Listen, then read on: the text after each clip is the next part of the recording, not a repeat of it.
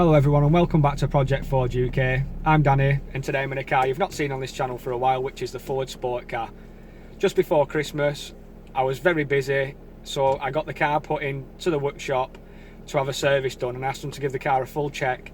When we picked the car up from where we travelled to in the other video, at Kings Lynn, somewhere down there anyway, the car came with a fresh 12 months MOT and it only had a few advisories which were for a tyre or two. When the car's been put in the workshop, it had 4 snap coil springs and needed disc and pads on the front as well.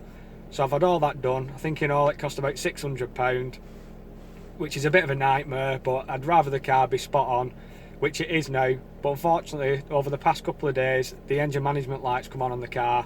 It still seems to be running fine, it just seems to be using a lot more fuel than usual. So I've bought a code reader off eBay for £16. I'm going to plug that in today and see what fault codes it fires back at me. On the SportKa, the OBD port is in the passenger footwell. Just pull this cap away and it reveals the socket there. I plugged the reader in now. I'm just going to put the ignition to position 2, and it's as simple as pressing enter on it and it'll start to read the fault codes.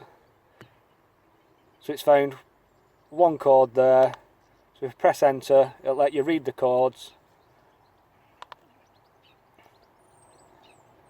So it's saying HO2S heater control circuit bank 1 sensor 1.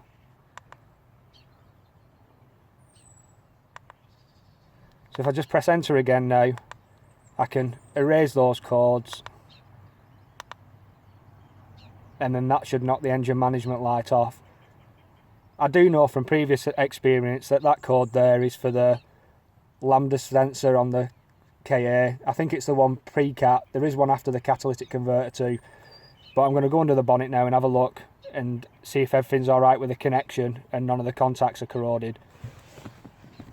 I've taken the connector off here. It just clips underneath the scuttle panel with this clip, and as you can see inside it looks like it's had some contact grease in before, and there's absolutely nothing wrong with the connection there, which runs down to the sensor, which is just a lot on top of the manifold there.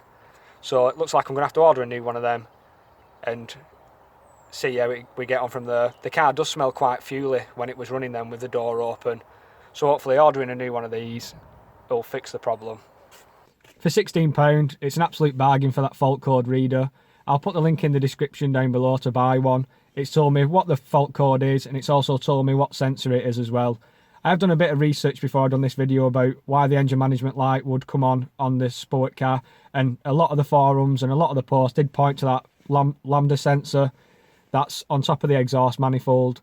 Although some people say if it's the top one the car runs really bad, and if it's the one post-cat which is after it, the car will use a lot more fuel and still run right. But I'm still going to order the top one and see if it's that. Fingers crossed it is. The engine management light has now been knocked off the car as I cleared the codes, which you saw when I had the fault code reader plugged in. The car's going to be run now for a few days, see if that engine management light comes back on, but in the meantime I'm going to get a new sensor ordered. They do aftermarket ones for about £30 when I was looking, and I do remember from years ago, I'm sure, that they're really expensive from Ford.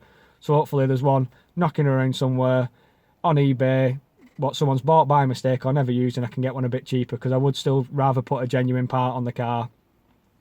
So it's just been a quick video today with the engine management light coming on. I'm going to get this ordered now, so check out my next video on the car when I'll probably be fitting it, and hopefully it'll be fixing it. Thanks for watching. Don't forget, as always, hit the subscribe button, hit the like button. Any comments, fire them down below and I'll always reply. Thanks for watching again, and I'll see you next time.